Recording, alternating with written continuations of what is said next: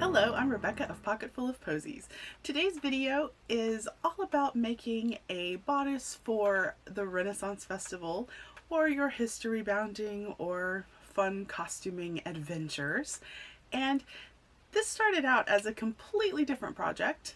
I originally was going to make this as a kind of prototype for my Transformation Cinderella gown that I made for a production that we did at my work. And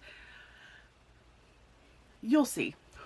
I got into it and it became something else entirely. This pattern is completely free and it uses a custom stays generator to give you the instructions to make your pattern. I will link that in the description below so you can try it out for yourself. So without further ado, let's get to it. Here we go. For this drafting adventure, you will need paper.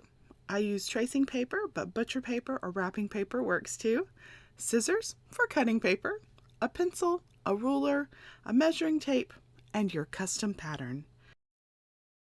To get your custom pattern, go to www.elizabethancostume.net.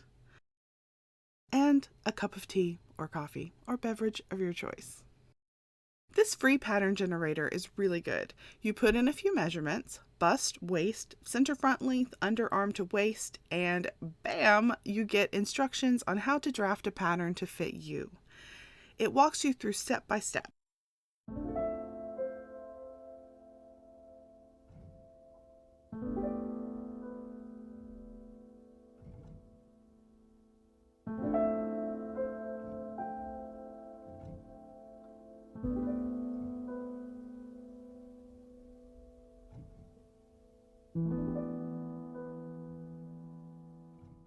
You may notice, as I did, that the slanted line on the left side doesn't come out as slanted if you don't have as much difference between your bust and waist measurements.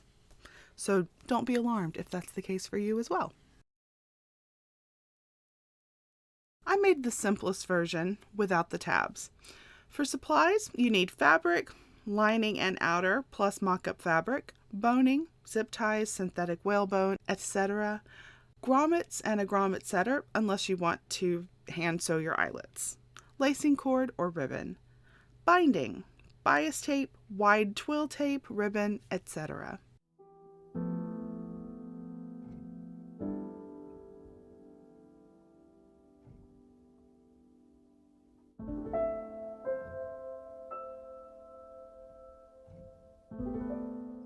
The final steps include some curved lines. I freehanded mine. You could use a French curve ruler.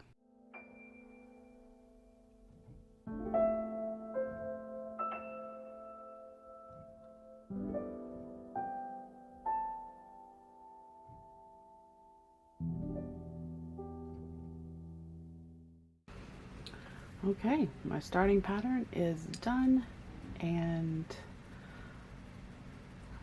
there are instructions for adding straps, which I'm going to do.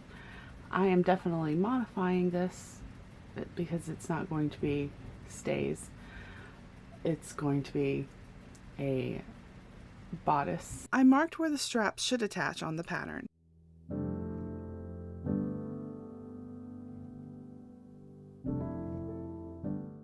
Please forgive my sweatiness. So I'm thinking about the straps on this, what will be a bodice, but it's a stays pattern. And the front strap length is 5 inches and the back strap length is 5 inches. Now, if I measure kind of from the top of my bust up to my shoulder, that right there is 10 inches. So the strap is not going to be long enough.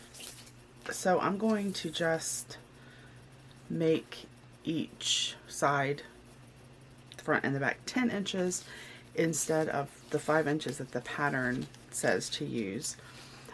Because obviously 5 inches is just a starting spot because everyone's shoulder length and all of that is different. So I think it's a place to start, but definitely just looking at it, I know not gonna fit me.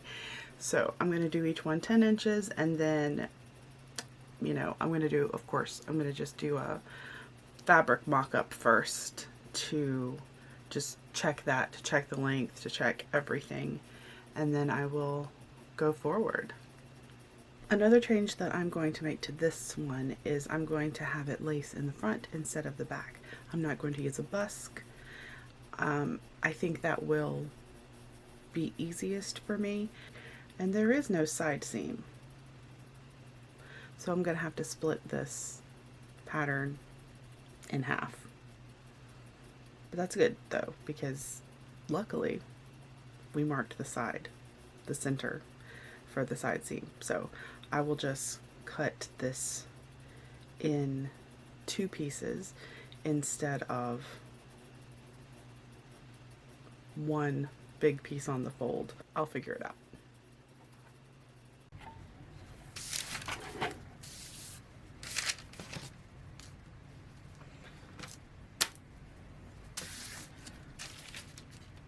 All right, so I'm going to cut the side seam,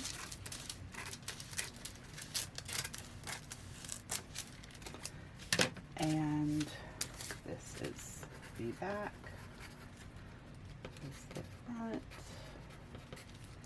I don't want any gaps,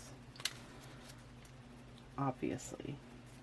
It needs to be tight fitting. I will have it, I'm gonna have it lace in the back, and then I won't have it lace in the front. I was gonna have it lace in the front just to make it easier to put on, but I'll get Chris to help me. If you don't have anyone to help you get laced into things, lacing in the front is the way to go, or the sides. Now it will lace on the side, but first, mock-up time. I added seam allowance to the new side seams since they will need to be turned under. The fabric mock-up worked.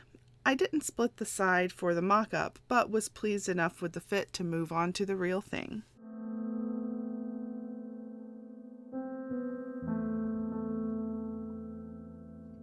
My outer fabric is cotton twill and my lining is cotton quilting fabric. I pinned my lining and outer fabric pieces wrong sides together. To the machine to sew the top and side edges, leaving the bottom open to insert boning. Alright, I got my boning channels marked on the front. I'm not fully boning it because I will most likely wear stays or a corset underneath this when I try it, so I don't really need it to be fully boned. So, got boning channels marked on the front. I need to mark them on the back and also sew up the back. I left the bottom edge open to put the boning in once I sew the boning channels, and then I will bind all of it. I considered doing a kind like a halfway bag lining, but then I thought, well, that'll be harder to turn under the bottom edge once I get the boning in. It's probably easier in the long run to bind it. So I thought that I had some boning, but I do not. So I had already ordered some zip ties to use for making Cinderella costumes, so I will probably just use those when they come in, which I think will be tomorrow. So I'm not delayed for long, but I am delayed and a little annoyed because I thought I had a whole spool of the synthetic whalebone, but if I do, it is lost to me. I've searched the most likely places it could be, but things are kind of chaos still. My room is a little better than it was when my back was out, when things just got strewn about trying to fit my keyboard in here and all of that. But I'm still not, it's still not completely fully functional. I've basically got access to everything I need at this moment as far as my fabric and notions and stuff, but there's more behind the curtain that I can't get to right now. The synthetic whalebone, if it exists, is nowhere to be found. So I'm waiting for some zip ties. Zip ties acquired. Time to sew the boning channels.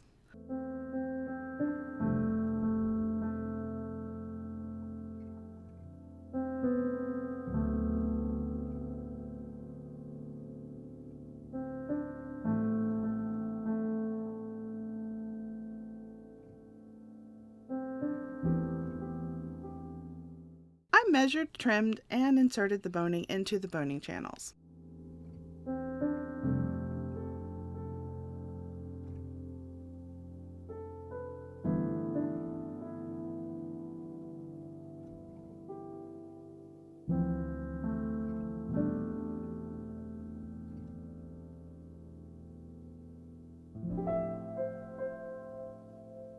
For binding, I'm using 1-inch wide twill tape.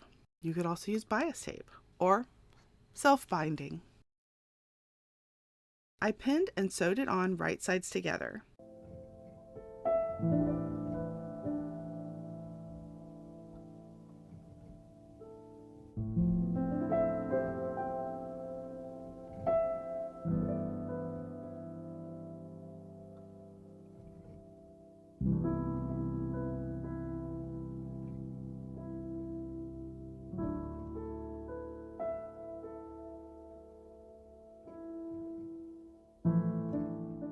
Next, I used a whip stitch to sew the binding to the lining on the inside of the bodice.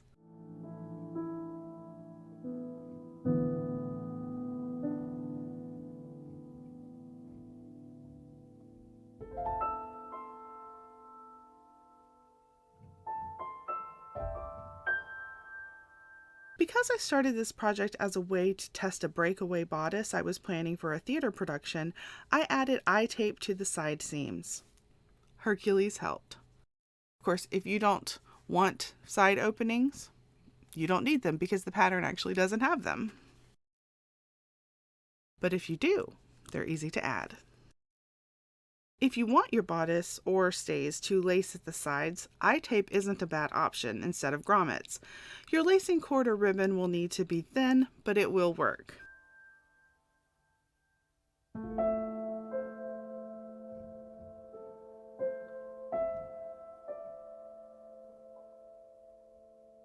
I set in grommets on the back with my grommet press. I ultimately decided against straps, and you can see here that I laced the sides with ribbon when I put it on the dress form. To finish this up, I am going to actually take out the side lacing because I don't need it, and also it's a little too big now. So I'm just going to sew up the side seams, cut this off, sew down the, let's cut off just this much, and then sew down the boning channel so I still have boning on the side. But yeah, then it's done. Despite starting out as a different project entirely, I'm really happy with how this bodice turned out. It's great for a Ren Faire or hobbity occasion. You could definitely wear it under a costume as stays or a corset. Maybe use more boning than I did if you want a lot of support. What do you think of the custom corset generator? Would you try it out, or have you? Let me know down in the comments.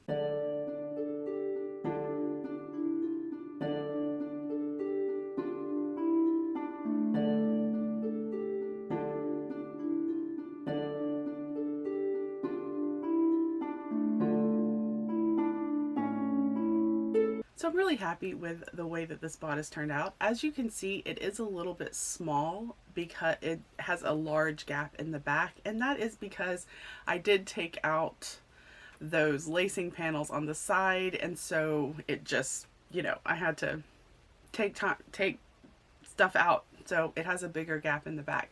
That doesn't really bother me for just wearing to the Ren Faire or for you know, fun fantasy type things. If you plan on making some of these stays from the custom stays generator, let me know down in the comments. I'd be really interested to hear your experiences. Thank you so much for watching. I really appreciate you spending your time with me. If you enjoyed this video, please give it a like, subscribe if you haven't, and if you'd like to be notified whenever I upload, you can hit that little bell icon.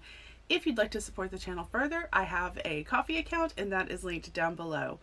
Stay tuned, I've got some fun holiday inspired projects coming up in the coming weeks, and I will see you again on our next sewing adventure. Bye!